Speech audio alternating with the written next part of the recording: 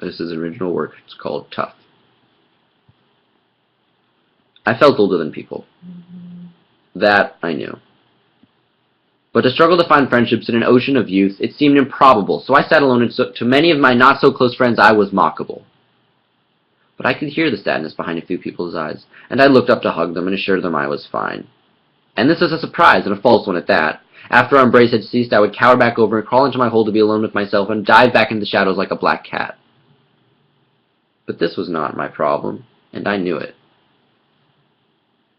Help was on its way, but my feline fangs could just chew it, and after a few minutes I'd be content with my gnawing and move on to clawing at this door to my room, this vacant platoon that housed only one soldier. It seemed unfit for me to live as Rocky Raccoon, sad and painful, never stopping. Once I was older, I was in a cage.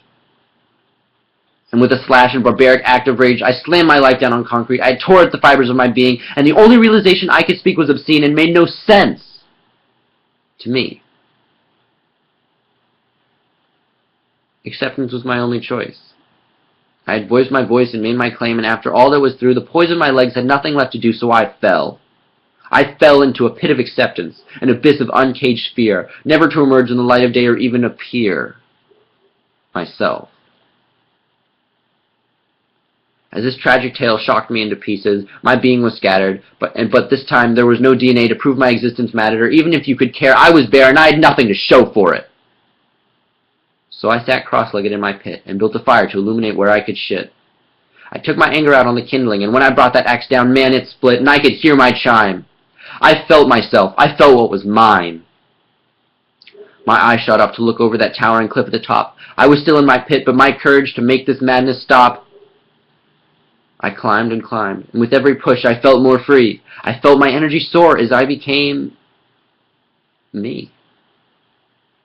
The light grew closer, and my spirit grew too. I was the composer of my destiny, and that was all I knew. But, and here it comes, another challenge to be shoved in my face. I surfaced from my pit to see negativity and much evil in place. The society who had casted me out and sent me to find my own meaning had crumbled and caved and died with its own beating.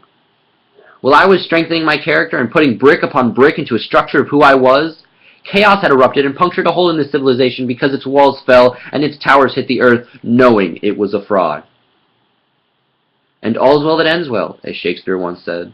And with this spear he pierced a hole in society to bring it to its knees, and now we finally see it dead. I was happy to have risen above such a magnitude of force, but I kept my humility and showed my gratitude without remorse.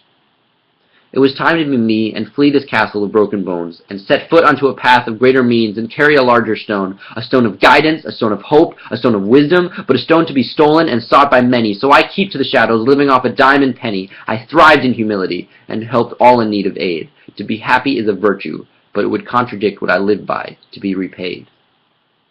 So I packed up my bags and hit the road, and without another sound I left my old abode. I made tracks in the mud and felt the pouring of rain on my forehead.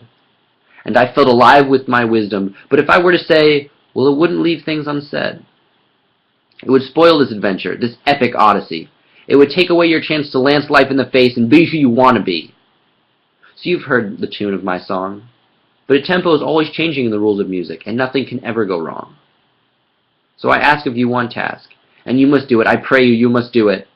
Be tough, be strong, and you will always get through it.